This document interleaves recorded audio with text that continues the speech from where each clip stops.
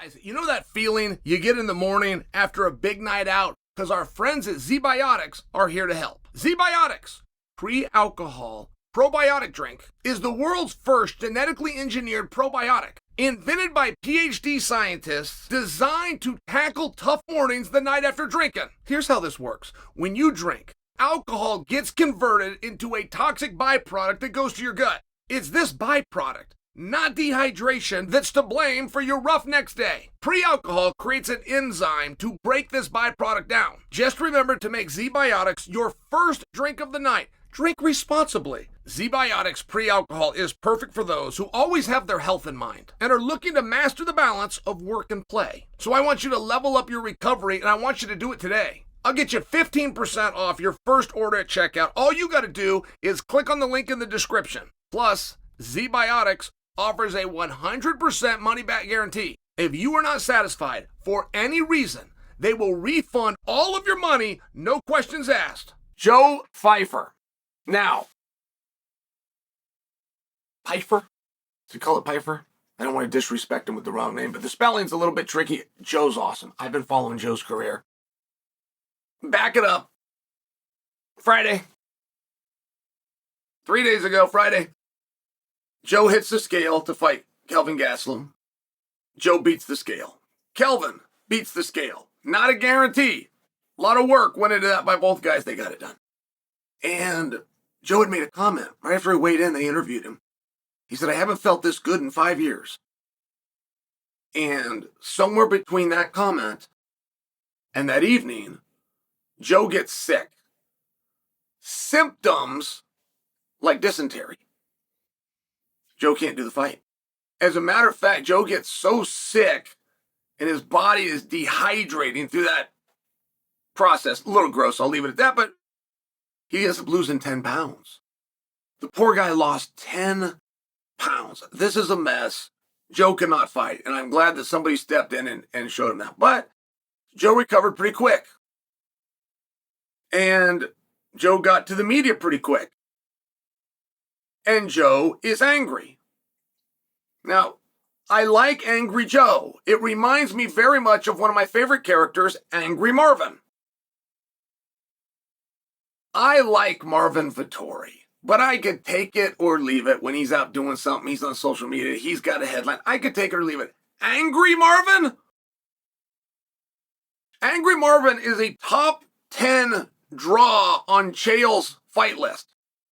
And frankly, Angry Joe had the same charm. Now, Joe made a statement, and he was so mad that he got sick in Mexico that he was blaming all of Mexico. I can relate to that. Do you have any cities? Now, I'm actually the opposite.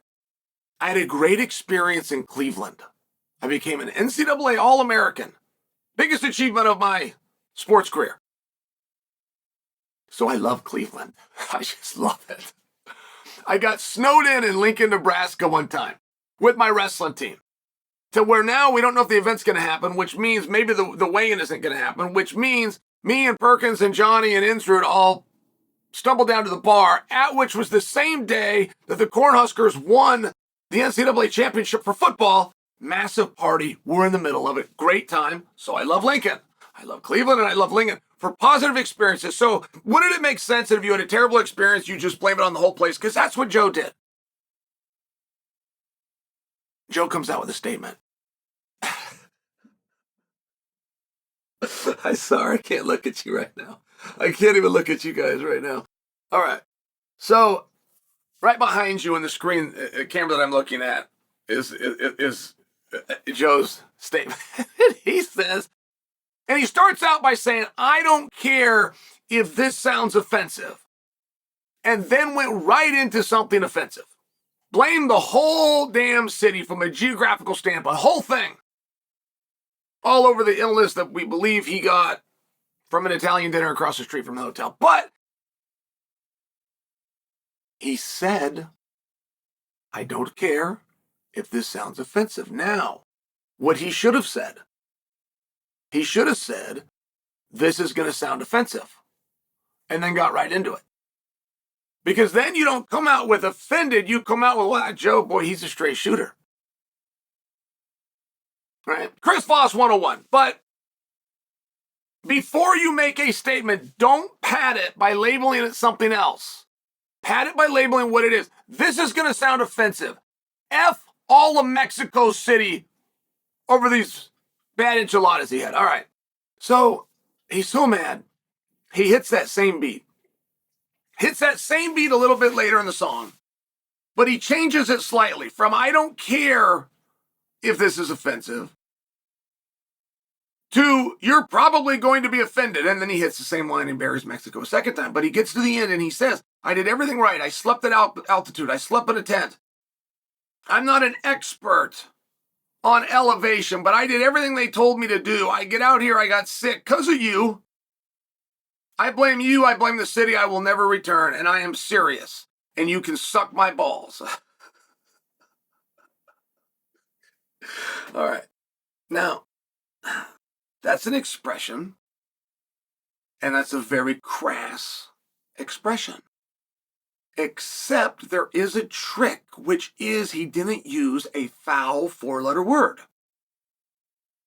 Balls is not prohibited, and it has 5 letters. So now we can't quite be upset with this statement. Like if you were looking for a reason to be mad at Joe, he started to give you a little bit, but not quite enough. You need just a little bit more from him. Maybe this is it. You can suck my balls. Well, he didn't finish that with an exclamation point. In fact, he did not even finish that with a period. There was a comma after balls, at which point he uses the word literally. No, I mean, he said the word literally. He said, you can suck my balls, literally.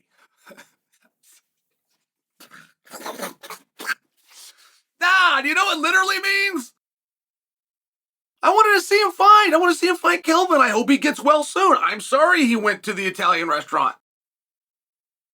I've been in Istanbul. I've had dysentery. I mean, I'm with Joe on this entire thing, but I got it. If I don't like it, I don't like it. If I don't like it, there's a remedy, and the remedy is to suck on his balls?